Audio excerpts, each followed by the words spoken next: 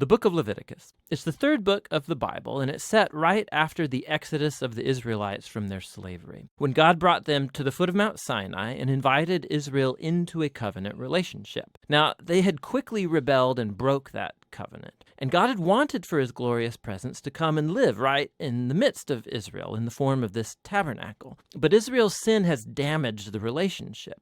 So, at the end of the previous book, Exodus, Moses, as Israel's representative, could not even enter God's presence in the tent. The book of Leviticus opens by reminding us of this fundamental problem. It says, "The Lord called to Moses from the tent." So the question is, how can Israel, in their sin and selfishness, be reconciled to this holy God?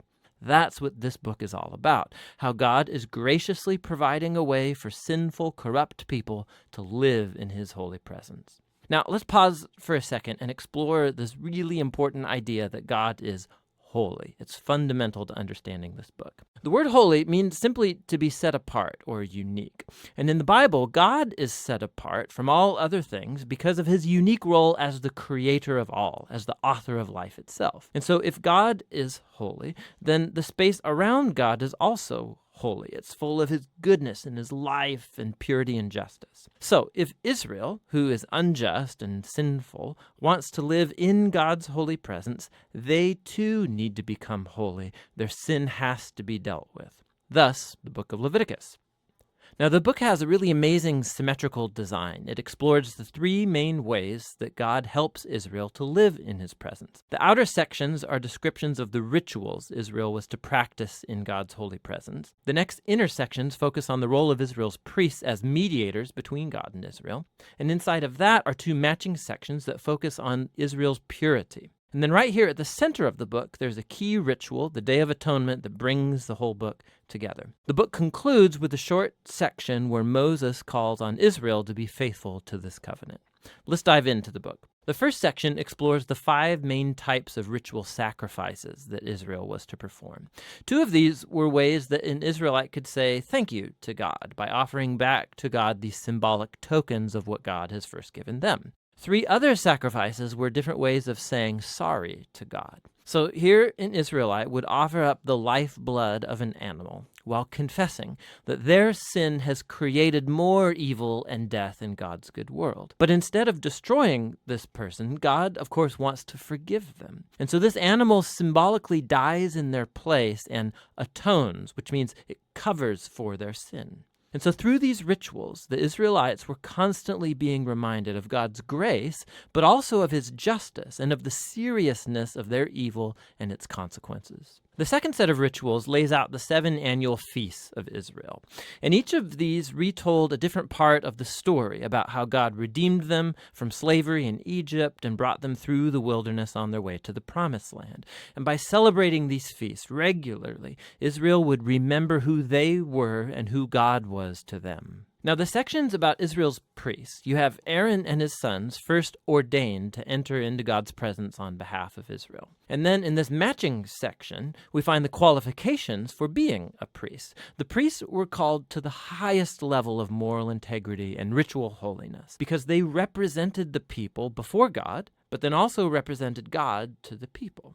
Now, we find out why the priest's holiness matters so much back here in this first section. Right after the family of Aaron was ordained, 2 of his sons waltz right into God's presence and flagrantly violate the rules. And so they are consumed by God's holiness on the spot.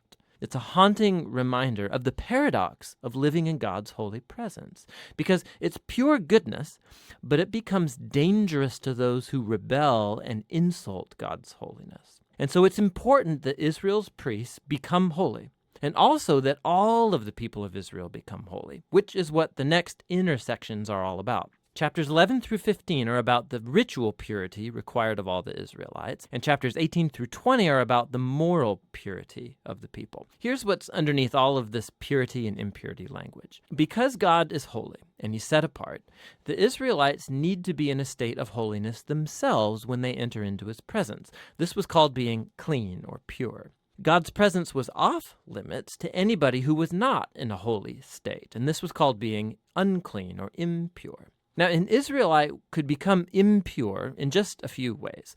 by contact with reproductive body fluids, by having a skin disease, by touching mold or fungus, or by touching a dead body. Now, for the Israelites, all of these were associated with mortality, with the loss of life, which gets us to the core symbol of all these ideas. You become impure when you're contaminated by touching death, so to speak. And death is the opposite of God's holiness because God's essence is life. Now, this is really key. Simply being impure was not sinful or wrong. Touching these kinds of things was a normal part of everyday life. And impurity was a temporary state. It just lasted a week or two, and then it's over. What was wrong or sinful was to waltz into God's presence carrying these symbols of death and impurity on my body. Don't do that. Now, the last way of becoming impure was by eating certain animals, and the kosher food laws are found right here in this section. Now, there have been lots of theories about why certain animals were considered impure and off limits. To promote hygiene or to avoid cultural taboos, the text just isn't explicit. But the basic point of all of these chapters is really clear. Altogether, these work as an elaborate set of cultural symbols that reminds Israel that God's holiness was to affect all areas of their lives. This corresponding section over here is about Israel's moral purity. The Israelites were called to live differently than the Canaanites. They were to care for the poor instead of overlooking them.